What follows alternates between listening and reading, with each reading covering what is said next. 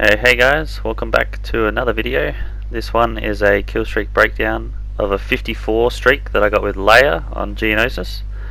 I should probably preface this also by saying that many of the tips you'll see and hear in this guide are probably going to be a bit outdated since Leia's getting some changes soon, but I really wanted to show you guys this anyway, to show that Leia can still be good if you know some good tips of how to use her. I'll start with their star cards as I'm running towards the second phase. The first one is High Spirit, which just gives her 100 extra health regeneration, so she has a total of 300.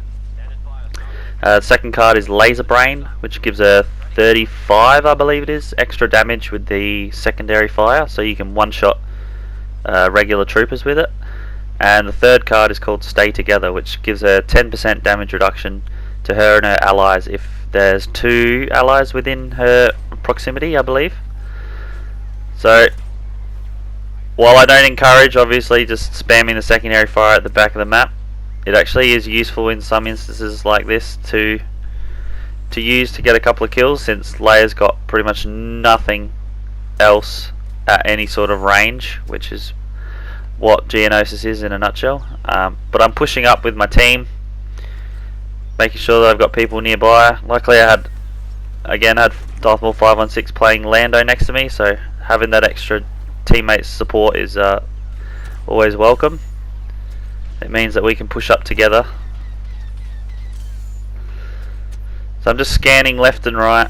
I usually like to sit right through the middle section of Geonosis here, pretty much between the 2 hard cells. That's a pretty good spot for most blaster heroes. I think if I ever break down any other kill streaks on Geonosis, you'll see the same sort of thing happen. It's always good to sit in that middle. Speeders are pretty easy to take out as well, so if you have a speeder that's going after you, they're usually not too much of a problem. The only thing obviously with Leia, as with all blaster heroes, is you just got to be really wary of enemy saber heroes. And her gun is insanely good, especially at closer range, but even at this longer range you can do pretty decent with it. Mainly just using the secondary fire to look for enemies, since that's 100% your best weapon for these longer range maps. I'm wondering actually if the secondary fire is going to get nerfed or changed at all, if she's going to get an ADS, because I think that changing her blaster to an ADS makes a bit more sense than having the secondary fire, but I'm hoping that means that we'll get some sort of range instead when she gets a change. But this is her best weapon at the moment, and as you saw a bit earlier, I actually managed to take out a trooper with her normal blaster without using the secondary, so that can still be good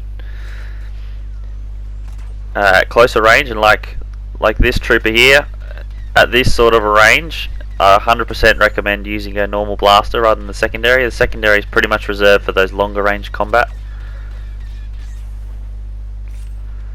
because it takes so long to charge up. It can be really dangerous to try and rely on that too much. So that's the biggest piece of advice I have for Leia, is not to rely on the secondary too much. Only at these longer sort of ranges where you can't zoom in and you can't really see the enemy. All I'm seeing is the dot above their head, and using that to actually find them. And that's where it can be slightly broken. All I had to do was realise straight away where I was getting shot from, and I could quickly move the camera around and take them out. Now on my minimap here I see dots on the left here. There was a couple going after the tanks. But as you see, her regular blaster is more than good enough. In fact, it's really good for taking out enemies at that short to mid range. It's extremely accurate, it has very little spread on it, and the damage is quite insane, especially if you can land a headshot. And you just got to look for the traces from the NTs, because a lot of people like to snipe on this map.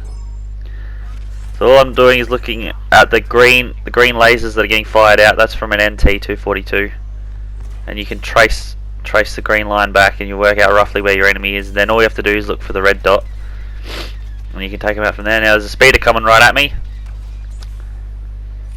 they can be taken out quite easily if they're not too quick, which this one was, unluckily. But as I said, I'm moving with the tanks, making sure I'm protecting them, moving between the two spots on the map, taking out any stragglers, like again, a couple have snuck around the back here. The other one got taken out, which is good. Teammates I had in this game were really good, looking after the tanks as they're advancing forward. All I really had to do was a little bit of sniping.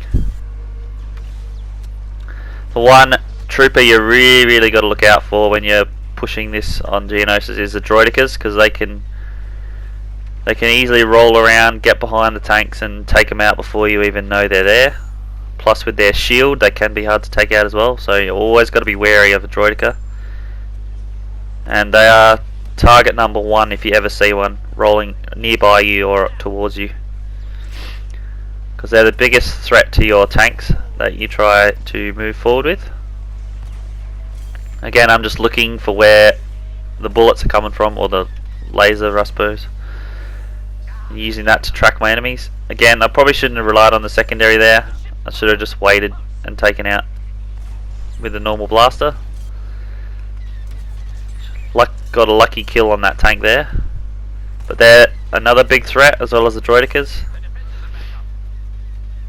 As you can see, her blaster is more than good enough, especially when you get a couple of headshots. See the Droid here? So I want to take that out as soon as I can, because they're going to take out your tanks pretty quick. We're looking alright here. We're slowly pushing up to the next phase. The other one you really got to watch out for, especially playing a blaster hero, is the aerials. They can really do some damage to you if you're not careful, especially with their mobility. And like I said, her blasters at that short to mid range are more than serviceable enough to take out most of those troopers.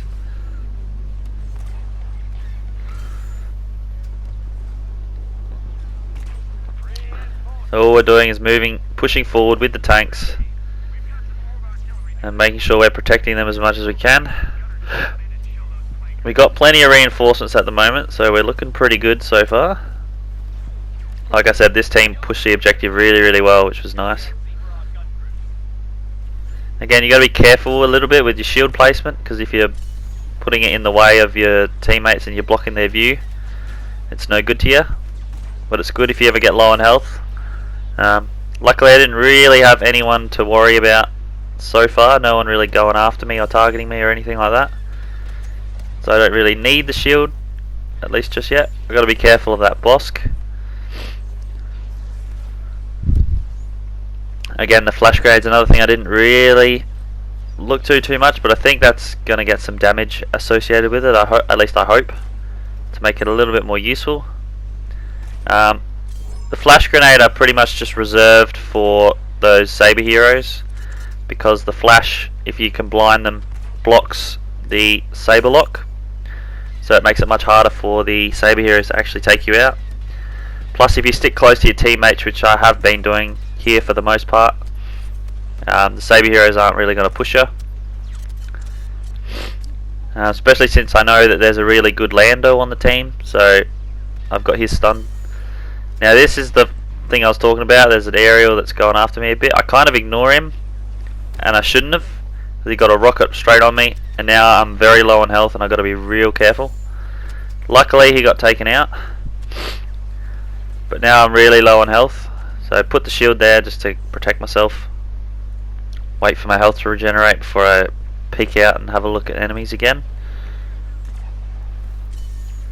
So like I said, I shouldn't have ignored that aerial. I knew he was there. I think I was so focused on getting a few kills that I forgot that he was still a threat.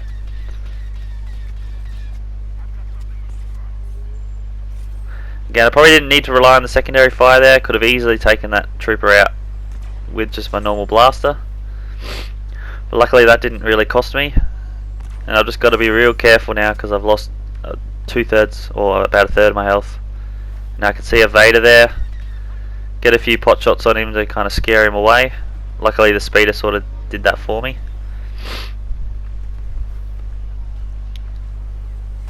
Again, I'm looking for those red icons. One shots on the troopers with that secondary is very useful. That's why a laser brain card is one of the 3 I use for Galactic Assault.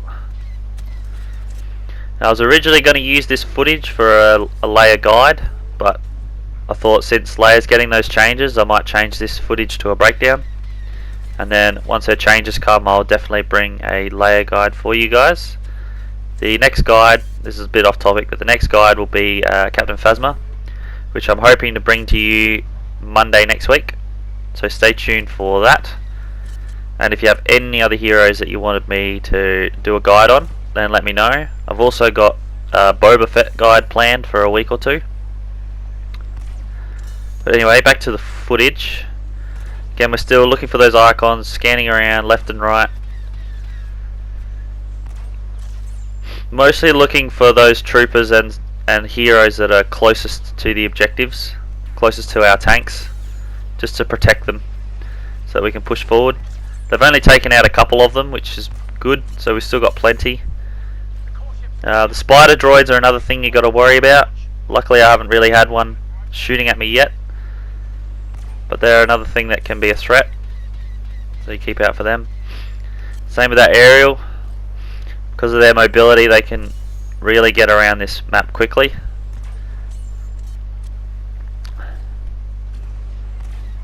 Which you'll see if you watch the clone aerial breakdown that I did a week and a half ago or so. So we're almost at 50 now, which is really good for me because I don't think I'd ever hit 50 with Leia before this match, so I was dying to hit 50.